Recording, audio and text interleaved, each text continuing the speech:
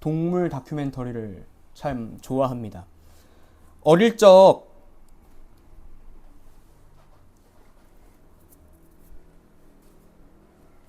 TV가 정규 방송으로만 나왔을 때 제게는 좀 힘든 시간이 있었습니다. 그때에는 제가 좋아하는 애니메이션이 TV 시간, 정해진 시간에만 나와 있었었는데 저녁이 되면 리모컨 쟁탈전이 시작되었습니다. 저는 보고 싶은 만화가 있었지만 저희 아버지의 리모컨 선택은 늘 동물의 왕국이었습니다. 어릴 때는 그게 참 재미가 없었습니다.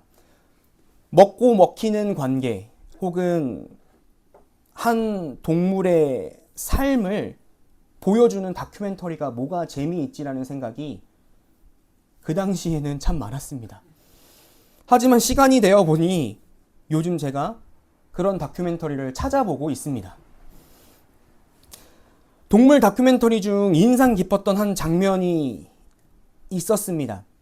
아프리카의 한 초원이 놓여져 있고 건기가 시작되었습니다. 이 건기가 시작되면 고인 물이 점점 말라지게 됩니다.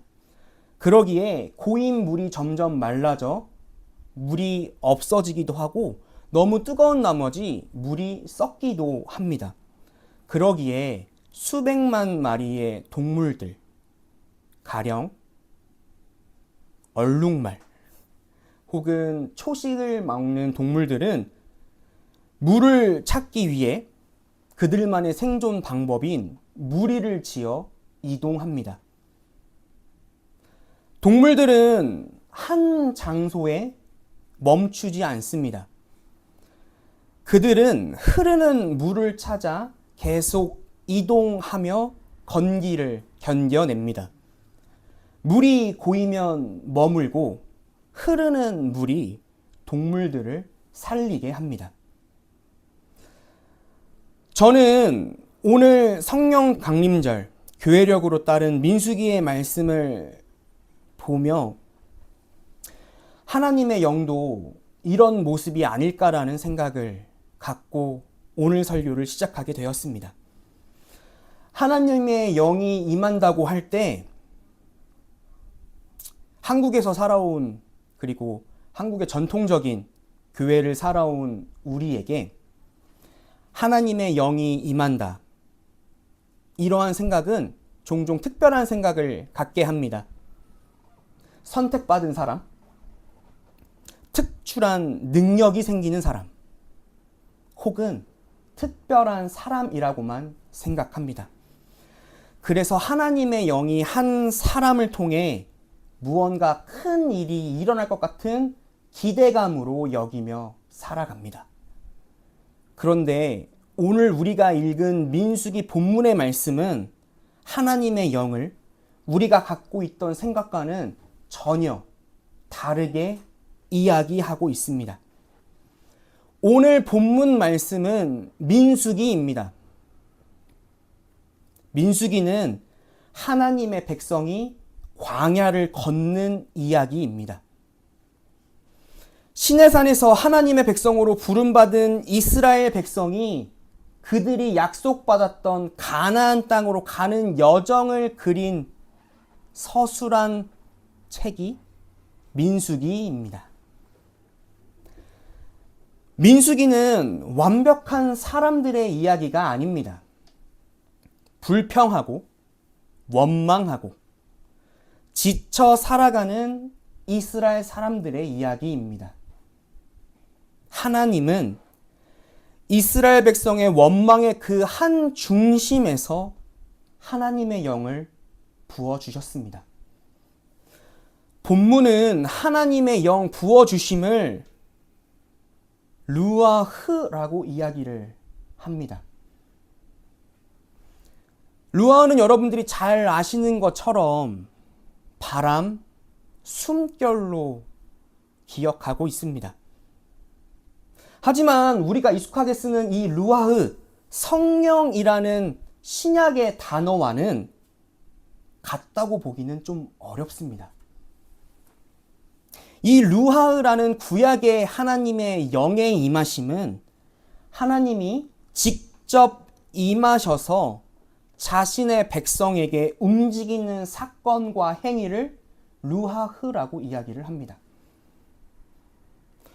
오늘 본문은 하나님의 영은 누구를 위해 임하는가?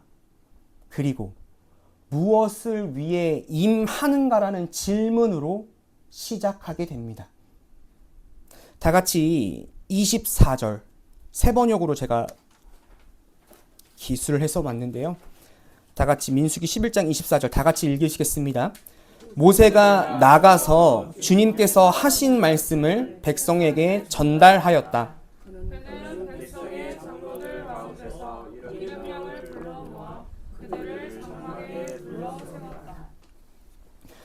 오늘 본문의 시작은 이렇게 시작합니다. 모세가 밖으로 나가서 하나님께서 모세에게 하신 말씀을 백성에게 알렸다. 장로 70인을 장막 사방에 세우는 이야기로 오늘 말씀은 시작합니다. 그러면서 그 이야기의 중심 25절 말씀이 시작됩니다. 다 같이 읽겠습니다. 그때에 주님께서 구름에 휩싸여 내려오셔서 모세와 더불어 말씀하시고 모세에게 내린 영을 장로들 70명에게 내리셨다. 그 영이 그들 위에 내려와 머물자 그들이 예언하였다. 이것이 처음이자 마지막이다. 그들은 다시는 예언하지 않았다. 하나님께서 구름에 내려오셔서 하나님의 영을 이스라엘 장로 70인에게 부으셨습니다. 본문은 하나님의 영이 모세 한 사람에게 임하지 않았다고 이야기합니다. 모세에게 임한 하나님의 영이 동일하게 장로 70인에게도 임하였습니다. 하나님의 영이 내려온 이유는 명확합니다. 하나님은 모세의 권위를 높이기 위해서가 아니었고 모세를 더 특별한 사람으로 만들기 위해서도 아니었습니다. 하나님의 영은 처음부터 그 목적이 공동체를 세우기 위함이었습니다. 제가 설교 초반에 말씀드린 것처럼 우리는 하나님의 영을 받은 사람이 특별하다고 생각합니다. 그리고 그 특별함이 특별해진 사람으로 점점 변해간다고 생각합니다. 다른 사람과 이미 구별되었다라고 생각합니다. 하나님의 영이 한 사람에게 집중될수록 공동체가 더 잘 세워진다고 생각합니다. 그런데 하나님은 이러한 생각을 전혀 다르게 말씀하십니다. 모세가 임한 하나님의 영이 70장로에게도 동일하게 임했습니다. 하나님은 한 사람에게 집중하지 않으셨습니다. 하나님은 개인을 넘어 공동체적인 사건으로 오늘 사건을 말씀하셨습니다. 하지만 25절에서 눈여겨보아야 할 절이 있습니다. 그들은 다시는 예언하지 않았다. 그들은 다시는 예언하지 않았다라고 말합니다. 하나님의 영이 공동체를 향해 있다는 것만 확인된 사건입니다. 그렇다면 하나님의 영은 공식적인 자리, 정해진 사람들에게만 임하시는 겁니까? 우리가 생각할 수 있는 이런 질문에 예상 밖의 일이 일어납니다. 26절, 27절입니다. 제가 읽겠습니다. 남아 있었다. 하나의 이름은 엘닷이고 다른 하나의 이름은 메닷이었다. 그들은 명단에 올라 있던 이들이지만 장막으로 가지 않았다. 그런데 영이 그들 위로 내려와 머물자 그들도 진에서 예언하였다. 한 소년이 모세에게 달려와서 엘닷과 메닷이 진에서 예언하였다라고 알렸다. 하나님은 심지어 장막에 들어오지도 않은 두 명, 엘닷과 메닷에게도 동일한 영을 부어 주셨습니다. 급하게 달려온 소년이 큰일이 난 듯 모세에게 알립니다. 하나님은 이미 70인 장로에게도 두 명의 남성에게도 동일하게 일하셨습니다. 이 일 또한 하나님이 이미 하신 일이었습니다. 그렇다면 하나님의 영은 도대체 무엇을 위해 임하셨습니까?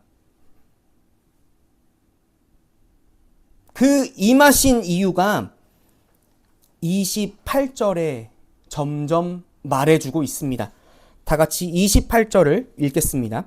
그러자 젊었을 때부터 모세를 곁에서 모셔온 눈의 아들 여호수아가 나서서 모세에게 말하였다. 어른께서는 이 일을 결정해야 합니다. 이때 모세의 최측근 수종자였던 여호수아가 나섭니다. 여호수아는 오랫동안 모세의 곁에 있었던 사람입니다. 여호수아가 모세에게 한 말은 모세를 위한 마음으로 한 말이었습니다. 모세의 권위를 지키려고 했던 말이었습니다. 온 이스라엘 백성들이 하나님과 그 모세를 통해 일하실 하나님만 바라보았습니다. 그렇기에 여호수아는 모세 한 사람의 권위가 흔들릴 수 있다고 생각했습니다. 그래서 여호수아는 모세에게 달려가 이 일을 말려야 한다고 말했습니다. 우리도 하나님의 영은 특별한 사람에게만 임한다고 생각합니다. 혹은 임해야 한다고 생각합니다. 그런데 모세는 여호수아의 걱정을 다르게 말합니다.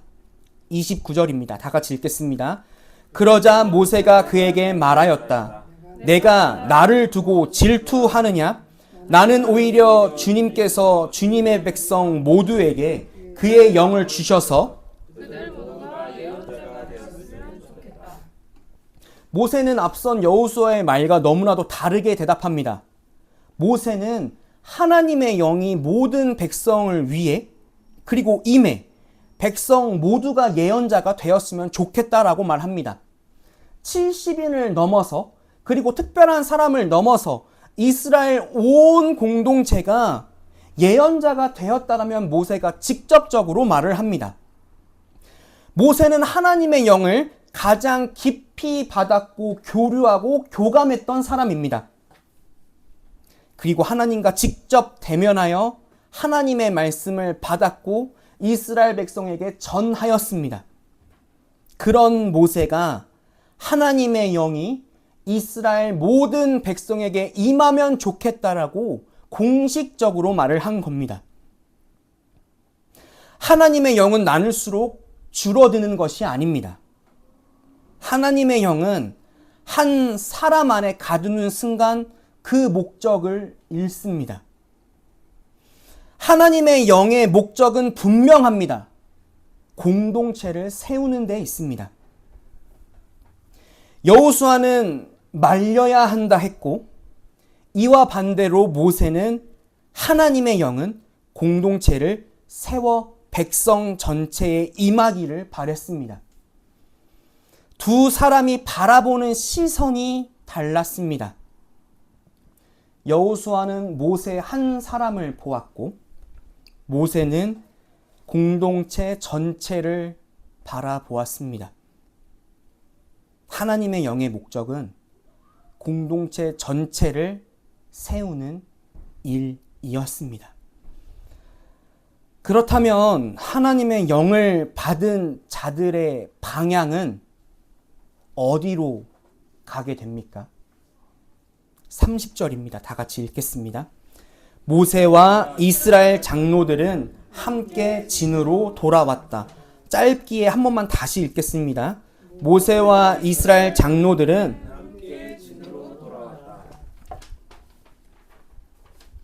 짧지만 짧기에 지나치기 쉽습니다. 오늘 우리가 던진 하나님의 영을 받은 자들은 어디로 갑니까? 라는 질문의 답입니다. 하나님이 영이 임했던 장로들이 간 곳이 어디였습니까? 이스라엘과 함께 있었던 진영이었습니다. 좀 더 쉽게 말해 공동체의 자리였습니다. 70인 장로는 자신이 드러낼 자리가 아니라 광야를 함께 걷는 사람들의 곁으로 돌아갔습니다. 하나님의 영을 받은 70인 장로는 자신들이 하나님의 영을 받았다고 해서 공동체를 떠나지 않았습니다. 특별한 자리로 올라가지도 않았습니다. 분명하게 본문은 말합니다. 진으로 돌아왔다. 하나님의 영은 공동체를 세우기 위해 임하셨습니다. 그렇기에 하나님의 영은 그리고 하나님의 영을 받은 자는 공동체로 돌아갑니다. 시작도 공동체로 하였고 그 끝도 공동체였습니다. 그렇다면 우리는 어떻습니까? 하나님의 영을 받으면 공동체를 향하고 있습니까? 아니면 공동체를 떠나고 있습니까? 하나님이 영이 임하면 공동체로 돌아가게 됩니다. 광야를 함께 걷는 사람들의 곁으로 돌아가게 됩니다. 이것이 하나님의 영이 일하시는 이유이며 하나님이 영이 임하신 이유를 구약에서 말씀해 주셨습니다. 오늘 본문이 말하는 점은 너무나도 분명합니다. 하나님의 영은 자신 개인이 아니라 공동체를 세우기 위해 임하셨습니다. 이스라엘 백성은 여전히 원망하고 지치고 불평하는 광야의 한복판에 서 있습니다. 거기에도 하나님의 영이 임하셨습니다.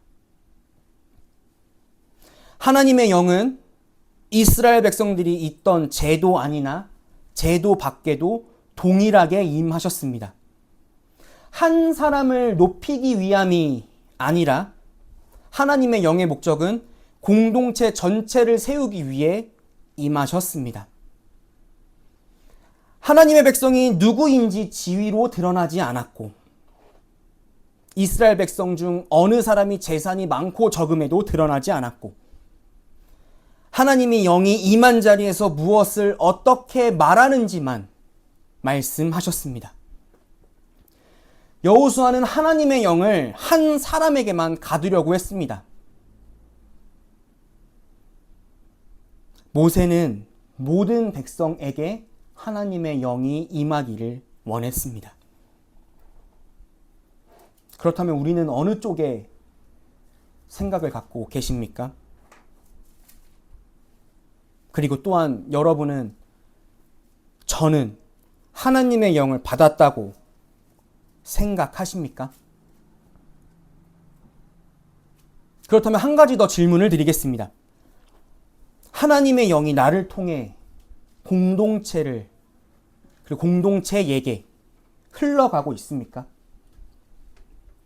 아니면 단순히 나에게만 멈춰 있습니까? 하나님의 영에 나에게 임한 것이 나를 위해서입니까? 아니면 공동체를 위해서입니까? 모세와 장로들은 이스라엘 백성들이 함께 거주하던 진영으로 돌아갔습니다. 하나님의 영을 받은 자들은 특별한 자리 때문에 받은 것이 아니었고 광야를 함께 걷는 사람들의 곁으로 향했습니다. 그 광야를 함께 걷는 사람들은 불평하고 원망하고 삶에 지쳐 있고 어느 곳에 자신의 삶을 둬야 할지 모르는 불안감에 쌓여 있는 사람들이었습니다. 하나님의 영은 공동체를 향해 임하셨고 하나님의 영을 받은 사람은 원래 있던 삶의 자리, 그 자리로 돌아갔습니다.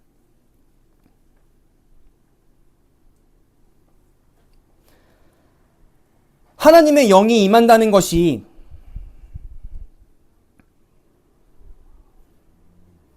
단순히 특별한 은사와 특별한 삶의 행동의 변화로 드라마틱한 내 삶의 변화로만 생각하지 말았으면 좋겠습니다. 하나님의 영이 임한다는 말은 내 삶이 조금씩 바뀌어진다라는 말입니다. 단순히 도덕적인 삶의 태도나 범주가 아니라 하나님의 영이 임한 사람의 태도와 자세를 갖고 삶이 변한다라는 말입니다. 그렇기에 하나님의 영이 임한다는 것이 특별한 사람으로 바뀌게 된다라는 착각에 빠지지 맙시다. 물이 고이면 머뭅니다. 그리고 계속 고이게 되면 결국 물은 썩게 됩니다. 흐르는 물은 썩지 않습니다. 흐르는 물은 생명들이 찾아와 그 물을 마시며 생명을 살립니다. 하나님의 영 또한 마찬가지입니다. 한 사람 안에 고이면 머물고 공동체를 향해 흐르면 살립니다. 그러한 공동체의 처음 교회, 초대 교회, 중세 교회, 그리고 종교개혁의 지금 우리까지 공동체를 향해 살려온 곳이 교회입니다. 그리고 단순히 교회는 건물을 넘어서 내 자신이 예수와 성령이 거하시는 교회입니다. 그러기에 우리도 내 자신과 공동체를 돌아봐야만 합니다. 그리고 부단히 돌아보기 위해 노력해야 합니다. 이스라엘 공동체가 결국 70인 장로가 광야를 함께 걷는 사람들의 곁으로 돌아간 것처럼 하나님의 영이 우리에게 임하신 이유는 우리가 함께 예배드리는 교회, 또한 작은 천국을 이루어야 될 가정, 그곳에 하나님의 영이 임하신 공동체이기 때문입니다. 그렇게 하나님의 영이 우리에게 늘 임하시도록 노력하시는 저와 우리 기쁨의 교회가 되었으면 좋겠습니다. 다 같이 들은 말씀 생각하시며 우리의 신앙을 다시 한번 점검했으면 좋겠습니다. 하나님, 우리는 하나님의 영이 특별한 사람들에게만 임한다고 생각했습니다. 하나님의 영은 하나님의 영을 받은 한 사람을 통해 무언가 큰 일이 일어난다고만 여겼습니다. 그런데 하나님의 말씀은 우리에게 너무나도 다르게 말씀하십니다. 하나님의 영은 모세 한 사람에게만 머물지 않았습니다. 70인 장로에게 흘러갔고 장막 밖에 있는 엘닥과 메닥에서도 임하였고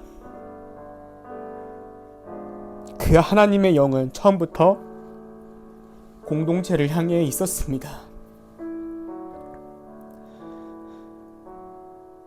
하나님, 우리는 여호수아처럼 하나님의 영을 나에게만 가두려 했었습니다.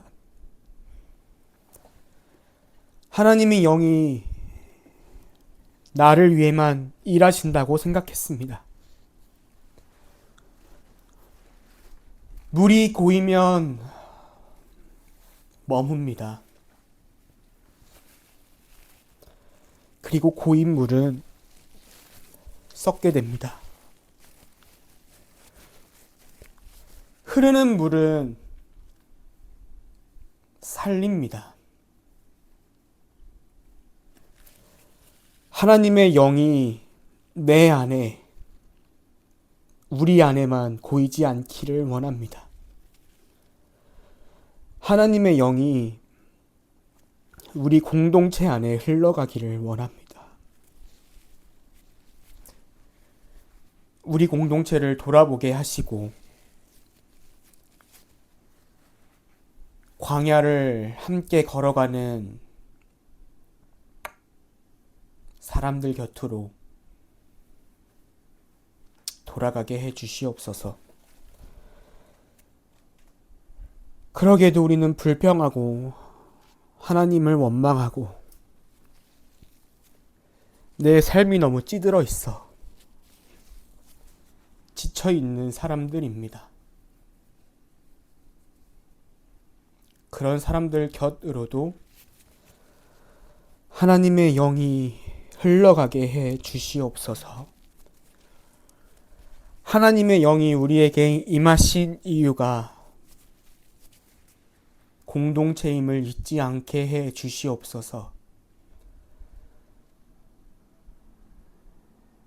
내 가족이, 내 가정이 하나님의 영이 임하는 공동체가 되게 해 주시고, 우리 교회가 더 나아가 교회인 내 자신이 공동체임을 잊지 않게 해 주시옵소서. 단순히 교회와 가정에 하나님의 영이 국한되는 것이 아니라 내가 살아가는 내 회사의 삶의 자리와 내가 만나는 모든 사람들에게도 그 사람이 하나님의 공동체임을 잊지 않게 해 주시옵소서. 예수님의 이름으로 기도합니다.